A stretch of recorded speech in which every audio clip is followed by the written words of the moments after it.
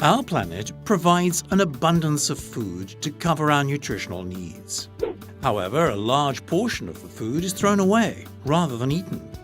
This happens in the field during the growing and harvesting stages, in the factory at the processing stage, in the supermarket when the foodstuffs are offered for sale, in restaurants, and the home at the consumption stage.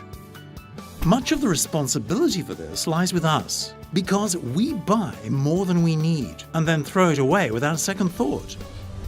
We usually prefer to buy the glossiest fruit and vegetables with the brightest colors and no marks or speckles. As a result, any fruit that is marked or bruised, although perfectly safe to eat, is thrown away because no one wants it. What's more, we tend to cook more food than we really need and to order more than we need in restaurants. As a result, a large portion of this food ends up getting thrown away. Globally, 1.3 billion tons of food, 1/3 of all the food intended for human consumption, ends up in the trash. This would be more than enough food to feed all the inhabitants of Africa, Europe, and America for a year, or to feed the 868 million people who go hungry every day in the world 4 times over. Which foodstuffs end up in the trash heap most often? Fruit, vegetables, milk, eggs, cereal, and fish. If the food we throw away could somehow be transported to the world's poorest countries, hunger would no longer threaten a single person on our planet.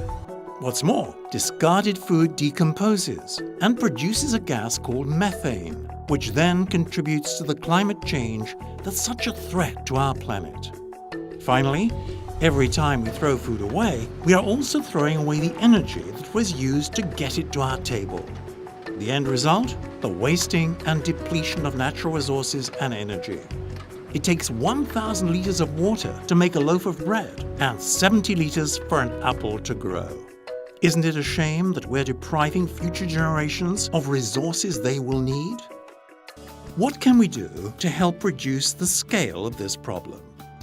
We can organize our shopping, so we only buy what we're going to eat. We can stop buying food in quantities we do not need. We can stop buying only beautiful food. We can store food intelligently in the refrigerator, putting anything whose sell-by date is approaching at the front so we see it first, and at the back, those that expire later. That way, we won't forget about food we've bought, and then be forced to throw it away because it's past its use-by date. We can learn to interpret sell-by and use-by dates correctly, and use our discretion when we can.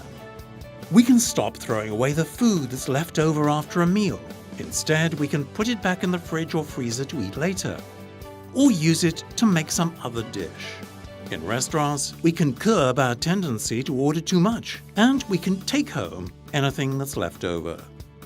If a whole portion is left over, we can donate it to one of the organizations that pick up unwanted food from our homes and give it to someone who's hungry.